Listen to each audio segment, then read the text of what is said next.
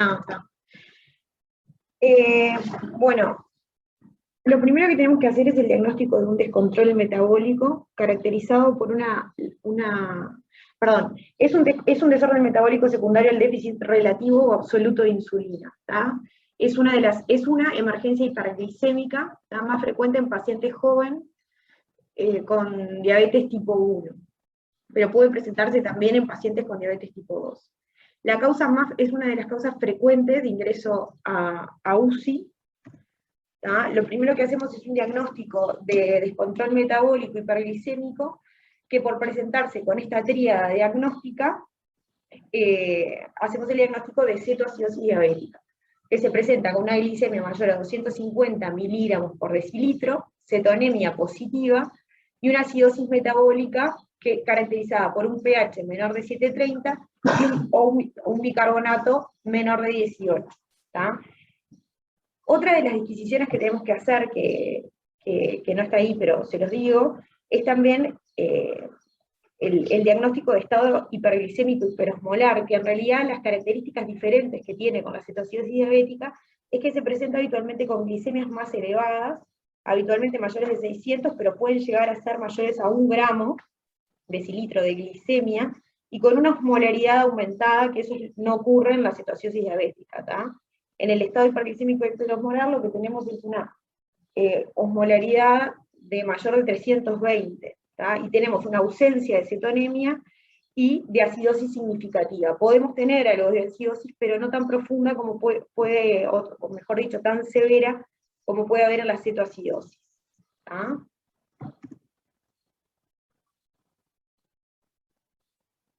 Acá tenemos la clasificación de la cetoacidosis, que puede ser leve, moderada o grave, y las tres características que para la clasificación son la bicarbonatemia, el agujero aniónico y el nivel de conciencia. Los valores son los que están ahí. Habitualmente un bicarbonato de 15 a 18 nos habla de una cetoacidosis leve, con un agujero aniónico mayor de 10, pero menor a 12, y el nivel de conciencia alerta, un grado de 15. Después, la cetoacidosis moderada, tenemos una bicarbonatemia entre 10 a 14, con un agujero aniónico mayor a 12, y puede haber una tendencia al sueño, también estar alerta el paciente. Y en la cetoacidosis grave, el bicarbonato es menor de 10, el agujero aniónico obviamente mayor a 12, y puede estar en estupor o coma. El diagnóstico de la causa de descompensación es tan importante como el diagnóstico de cetoacidosis, porque habitualmente, para que logremos corregir del todo esa cetoacidosis, debemos saber cuál es la causa de descompensación y tratarla. Existen 3 causas de descompensación frecuentes. La más frecuente son las infecciones intercurrentes. Y hay que tener cuidado porque muchas veces las infecciones pasan desapercibidas, no son clínicamente evidentes, entonces debemos enfatizar la búsqueda del foco infeccioso. Otras causas también de enfermedades médicas puede ser un infarto agudo de miocardio, o farmacológicas como los diuréticos tiacídicos, los glucocorticoides, drogas como cocaína, alcohol, y bueno, después como otras causas tenemos la mala adherencia al tratamiento y una diabetes de reciente diagnóstico. Bueno, este cuadro es para hablar un poco de fisiopatología, que es lo que nos va a hacer también guiar la terapéutica. Lo que tenemos en una cetoacidosis diabética es un déficit absoluto de insulina y un aumento de las hormonas contrarreguladoras circulantes, el glucagón, las catecolaminas, el cortisol. Todo esto promueve un aumento en la producción de glucosa a nivel hepático y una disminución de la sensibilidad periférica a la acción de la insulina. Entonces, todo te lleva a una hiperglicemia. Por otro lado, vos tenés que este ambiente hormonal lo que te genera también es, sobre todo el déficit de insulina, lo que te genera es disminución de la captación de la glucosa por los GLUT4, que son los transportadores que actúan a nivel del músculo. Entonces te disminuye el metabolismo intracelular de glucosa a nivel muscular, que es uno de los principales consumidores de glucosa del organismo. Todo esto aumenta este ambiente hormonal, lo que decíamos, la relación entre la insulina y las hormonas contrarreguladoras, está a favor de las hormonas contrarreguladoras, te aumenta la proteólisis, y ahí te disminuye también lo que es la síntesis proteica. Al aumentarte la proteólisis, te aumentan los ácidos grasos libres, como son la alanina y la glutamina, que son sustratos neogluconeogénicos, entonces todo esto lleva a la formación de más glucosa. La lipólisis, por otro lado, que también se genera, mejor dicho, por este ambiente, lo que te genera es los ácidos grasos libres, que a nivel hepático lo que hacen es que son oxidados y ahí se forman los cuerpos cetónicos, ¿tá? Que al haber tanta formación de cuerpos cetónicos, que son ácidos débiles, que son en realidad amortiguados por el sistema buffer, sobrepasan la capacidad de amortiguación del sistema buffer y genera una cetoacidosis con anión GAPA aumentado, una acidosis con anión GAPA aumentado. En cuanto a las disonías, uno de los principales mecanismos que nos genera las disonías que voy a decir a continuación es la diuresis osmótica, ¿tá?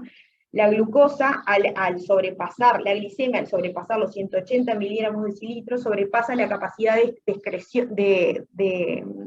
reabsorción de glucosa a nivel renal, entonces lo que hace es excretarla. Con esto que lleva a una diuresis osmótica, arrastra agua y arrastra electrolitos, en la orina. Entonces vamos a tener, es uno de los principales mecanismos por el que vamos a tener hipofosfatemia, hipomagnesemia, hiponatremia e hipopotasemia. Por otro lado, decimos, como dije, que vamos a tener esa poliuria osmótica, obviamente, que va a ser por hiperflujo tubular de solutos, que va a producir el arrastre de estos electrolitos. Ahora, detallando cada una de las disonías, la hipopotasemia es una de las más importantes. Decimos que cuando existe una cetoacidosis diabética, tenemos otros factores que lo que nos generan en realidad es un movimiento transcelular de potasio hacia el extracelular, como es, por ejemplo, la acidosis o el déficit de insulina, y la hiperosmolaridad. Pero cuando corregimos la acidosis, el déficit de insulina, lo que vamos a tener en realidad es una depleción de este capital de potasio, que lo que va a hacer es pasar al intracelular. Entonces, siempre tenemos que tener en cuenta que frente a una cetoacidosis diabética, el capital de potasio siempre va a estar deplexionado. Al corregirlo, lo que debemos tener en cuenta es esto para poder al mismo tiempo reflexionar ese potasio, ya sea en el plan o haciendo cargas previo al inicio de la insulina, que lo vamos a hablar más adelante.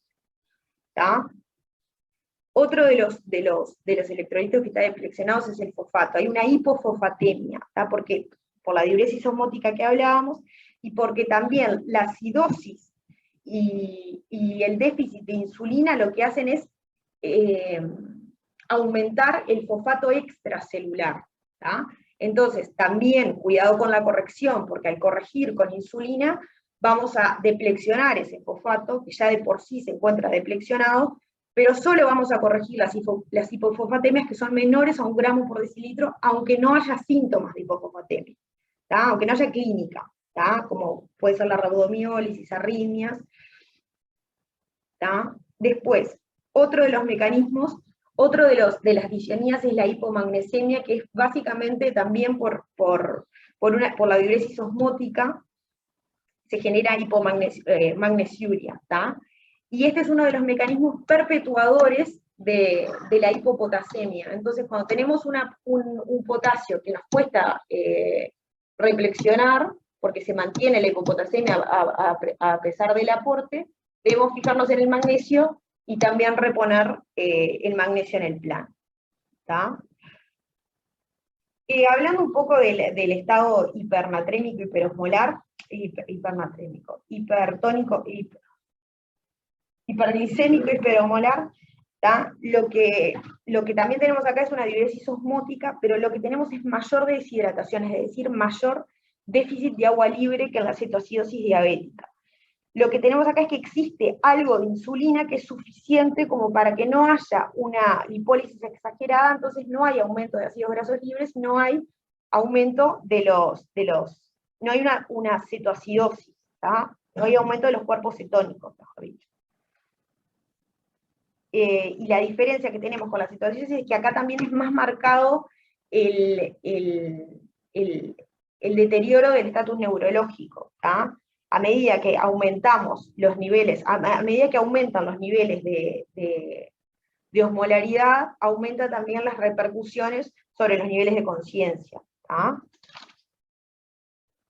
Bueno, hablando de la estrategia terapéutica, el objetivo que nos planteamos es corregir el déficit de agua libre en 24 horas. En la cetoacidosis diabética hay un déficit estimado de 100 mililitros kilo, y como hablábamos antes, en el estado hiperosmolar hay un déficit de 100 a 200 mililitros kilo. La solución que vamos a utilizar inicialmente es la solución salina isotónica del 0,9%, siempre sabiendo que esto lo vamos a ir ajustando a lo largo del tratamiento, dependiendo de los niveles de natremia, y también de acidosis hiperclorémica que se puede generar con el aporte de esta solución. La infusión en las primeras 2-4 horas va a ser de 10 a 15 mililitros kilo hora, y cuando estemos, como dice ahí, en euvolemia, con hiper o normonatremia, ya podemos pasar a la solución un medio salino. Otro de los factores que debemos tener en cuenta es que con niveles de glicemia menores a 250, en realidad es entre 200 y 250, no debemos de suspender el aporte de insulina, porque el aporte de insulina se debe suspender únicamente cuando esté corregida la cetoacidosis, tanto la acidosis como la cetonemia.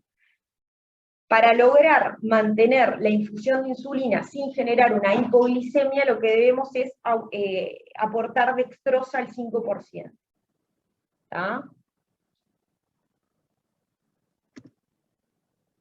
En cuanto al aporte de fluido, siempre debemos tener en cuenta también otros, obviamente la volemia de los pacientes, la valoración, el monitoreo de hemodinámico de los pacientes.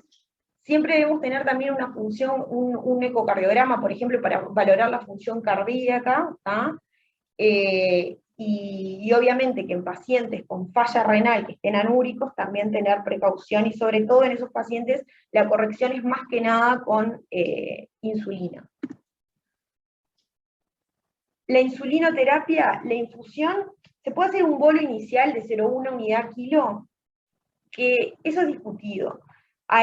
Siempre lo que debemos tener en cuenta es que previo tanto al bolo como a la infusión de insulina debemos tener un valor de potasio, sabiendo que no podemos iniciar el aporte de insulina, ni hacer el bolo tampoco, con un capital de potasio, con valores de potasio menores a 3,5, o incluso hay autores que dicen a 4 miliequivalentes de potasio no se debería iniciar la insulina. La infusión es de 0,1 unidad kilo hora, y tenemos que descender esta infusión a la mitad, o sea 0,05, cuando la glicemia sea menor de 250 miligramos de decilitro. Otra de las formas que tenemos también de realizar la insulinoterapia es mediante las insulinas de acción rápida, como son la Lispro y la Aspart. Pero estas insulinas, este método solo se puede utilizar en aquellos pacientes con cetoacidosis leve a moderada, y no complicada, no en las cetoacidosis graves.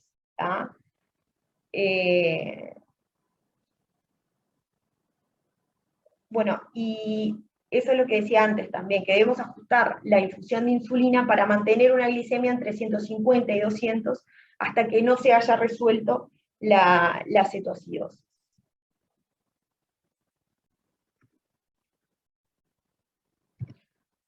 Obviamente tenemos cetonemia negativa y normalizar el pH, ¿no? Y no solo el pH, sino también fijarnos en el anion gap, que el anion gap esté menor a 12. En cuanto a la reposición de los iones, bueno, como hablábamos, se calcula que el déficit de potasio es de 3 a 5 miliequivalentes por kilo en estos pacientes. Debemos corregir siempre este déficit de potasio, que sea menor a 5,3, que no necesariamente, esto no quiere decir que no debamos empezar la insulina, sino que siempre lo debemos corregir, siempre que sea menor a 5,3 el potasio se debe corregir. El objetivo terapéutico es tener un potasio entre 4 y 5.000 equivalentes litros, y con potasemia menor a 3,3 o incluso a 4, debemos retrasar la insulinoterapia. ¿Tá? El bicarbonato de sodio solo lo reservamos para pacientes con acidosis graves, con un pH menor a 6,9. Y bueno, lo que hablábamos hoy de que el fosfato lo podemos reponer en pacientes sintomáticos o con fosfatemia menor a 1 miligramo por decilitro. Ahí está. Aunque si hay síntomas, pero la fosfatemia es mayor a 1, igual debemos reponer el fosfato. Las complicaciones son las inherentes al tratamiento, que son la hipoglicemia y la hipopotasemia, ¿tá? La acidosis metabólica hiperclorémica por la reposición, y el edema cerebral, que es infrecuente y pasa más que nada en niños y adultos jóvenes.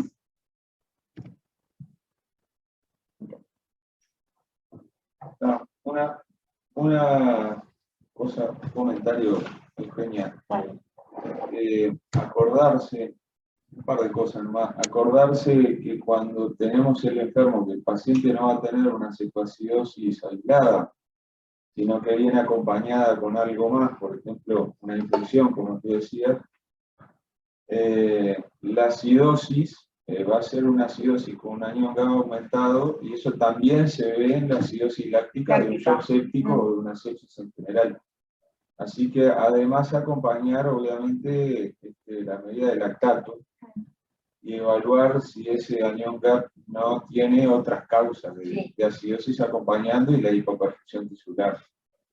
Y otra de las cosas que también es importante es el monitoreo de estos pacientes, que no lo nombré porque a veces uno da por hecho, pero en realidad es con insulinoterapia debemos controlar con hemoglucotest cada hora, el ionograma cada 4 horas y la gasometría también cada 4 horas, que puede variar obviamente de acuerdo a la situación clínica o a las dudas que cada uno se plantee en cuanto al seguimiento de los pacientes, pero más o menos esos serían los intervalos adecuados para el control del paciente.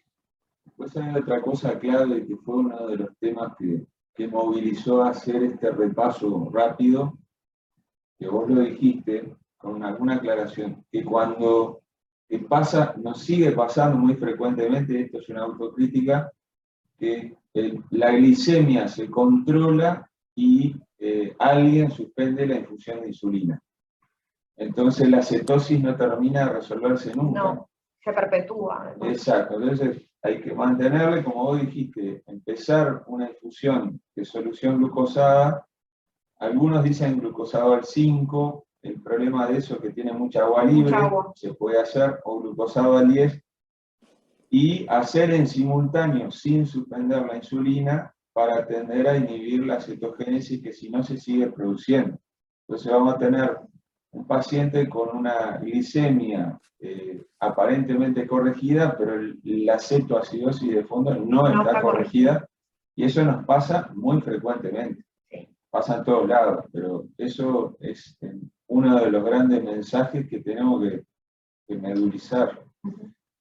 Y que la cetoacidosis parece obvio, pero otro error que se comete, salvo que la acidemia sea severa.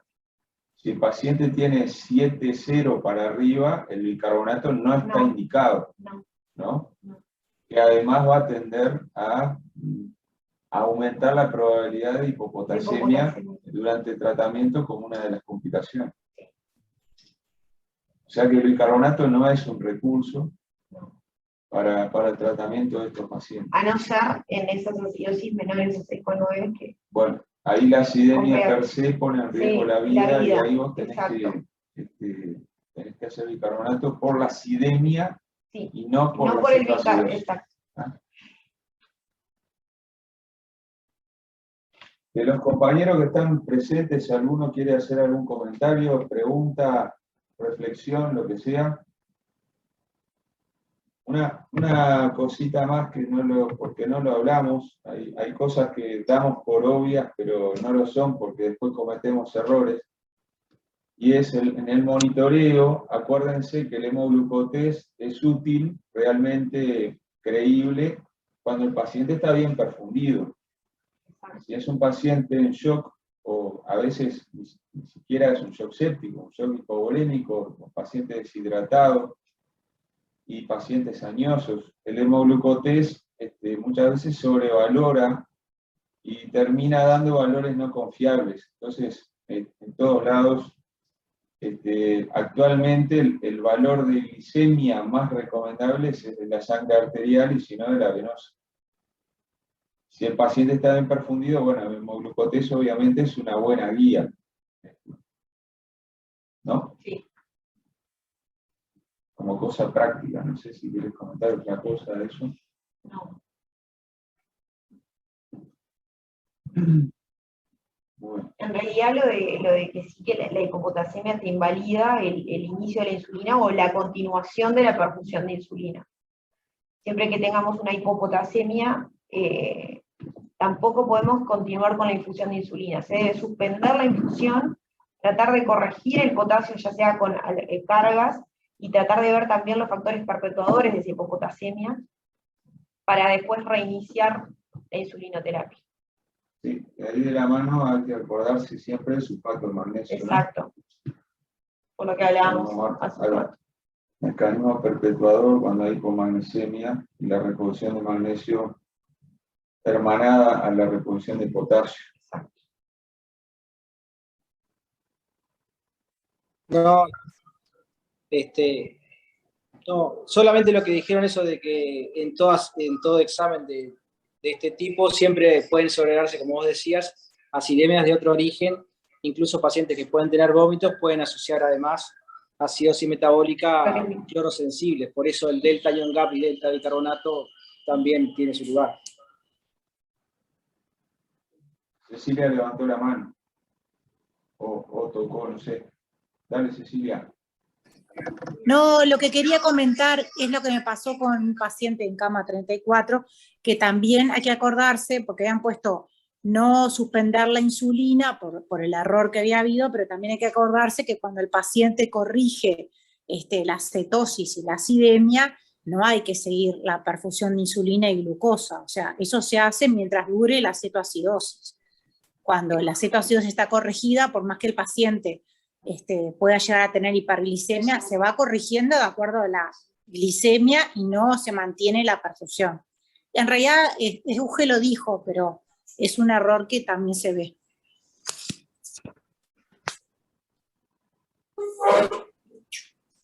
Sí. Claro, porque siguieron la insulina y pusieron no suspender.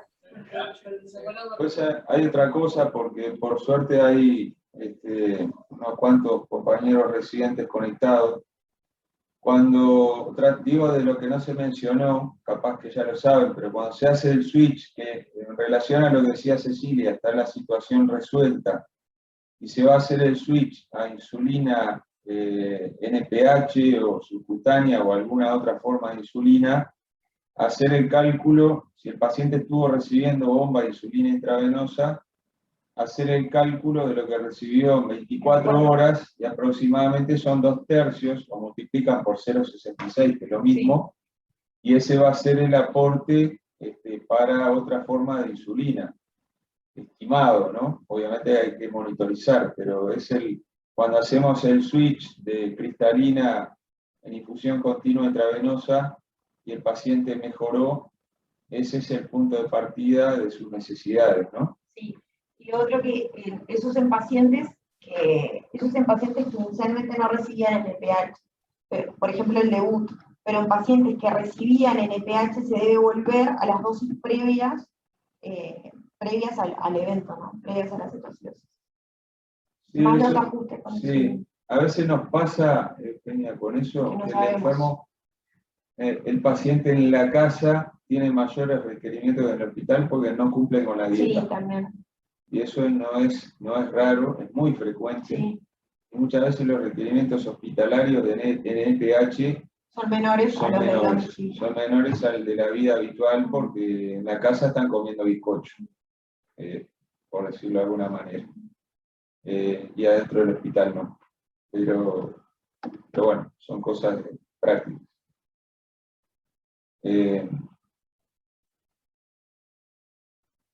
Bueno, capaz que no quedó lo más enfatizado, pero cuando, esto más bien para el emergencista, pero el primer approach con estos pacientes es la reposición de volumen, ¿no? Sí, exacto. Antes que el inicio de la insulinoterapia. Reposición de volumen y hidroelectrolítica en general. Exacto. Y siempre tener un potasio previo al inicio de la insulina. Sí, la deshidratación específicamente siempre es más severa en los estados hiperosmolares, que es más frecuentemente del anciano. Porque además tienen más, al tener más glicemia, tienen más glucosuria, más pérdida de agua libre. Exacto. Pero bueno, en todos los casos, lo que no se debe hacer, y eso está claro en todos lados, es que no se debe iniciar la insulinoterapia sin haber iniciado una reposición agresiva de volumen, ¿no? Sí, yo quería hablar un poco con respecto al paciente que motivó este Ateneo, que tuvo cosas particulares que incluso a nosotros nos llevó a tomar acciones capaz que sin haber esperado el tiempo necesario, porque él llegó a tener reposiciones de potasio, que creo que me acuerdo, si no eran, llegó a tener 18 gramos día. Este chiquilín tenía una hipopotasemia severa, como se ve habitualmente en estos pacientes, pero no al grado que tenía este chiquilín, que llegó a tener, no sé, como por 48 horas, creo que 18 gramos día de potasio. Y llegó a tener una hipernatremia con una diuresis como de 9 litros día. Y bueno, eso creo que fue lo que nos motivó a algunos factores de confusión que, bueno, se hicieron algunas medidas. Pero la importancia es tener el grado de depresión de potasio que pueden tener estos pacientes, severísimos, ¿no?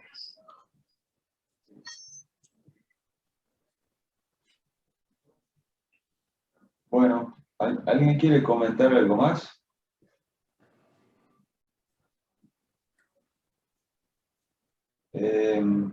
Como habrán visto, el tema tiene sus complejidades, pero no es un tema que podamos repasar, o sea, que lo podemos repasar muy rápidamente, pero bueno, si nos acordamos de algunos principios que a veces olvidamos, vamos a tratar mejor la cetoacidosis, ¿no? Bueno, gracias por conectarse a todos. Gracias. Hasta luego. Chao.